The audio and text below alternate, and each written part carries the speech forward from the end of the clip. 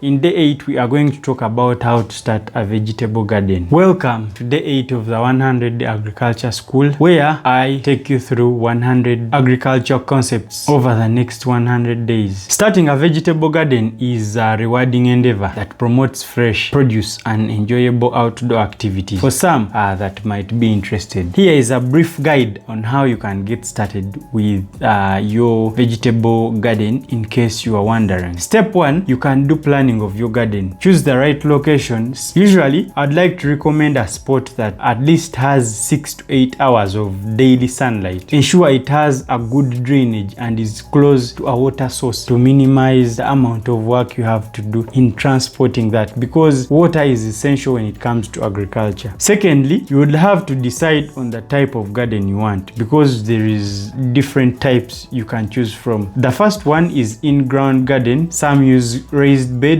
and others use containers based on the space you have and also the preferences for you as a person that is going to engage into this. The third aspect you would have to consider is preparing the soil. First, take the soil to be tested, and that is majorly to check the pH levels and the nutrient content, because most vegetables prefer a slightly acidic to nutrient pH level, that is 0 to 7, around there. The other thing you would like to do is, having tested your soil, then it's time to improve its quality. Add organic matter like composite, manure, peat moss, and many others depending on what is lacking to enrich your soil. Then loosen the soil at least 12 inches. The third thing is, as we are starting up our vegetable garden, is consider choosing vegetables that you would like to grow. Select suitable varieties. 1, you need to consider your climate, growing seasons, personal preferences, and many others. If at all you would like to sell some, it is essential that you consider the market around the area where you preside, because some vegetables sell in some regions more in other regions, so it is something you can consider. We always recommend that you start with something easier to grow. Vegetables like tomatoes, lettuce, carrots, and also beans can be quite easier for you to grow. Since we have a smaller space, it's essential to plan for crop rotation. Avoid planting the same crops in the same spot year in and year out, as this will drain our soil of the nutrients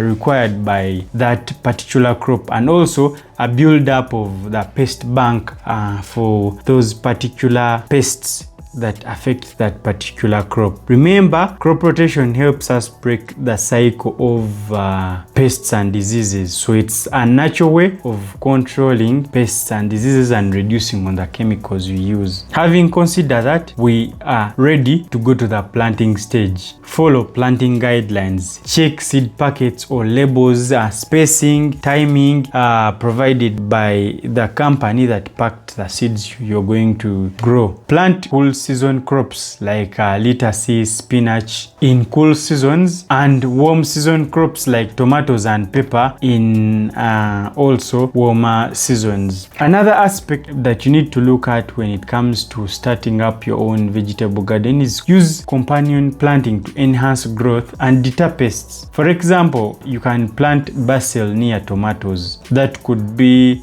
a good example of companion planting.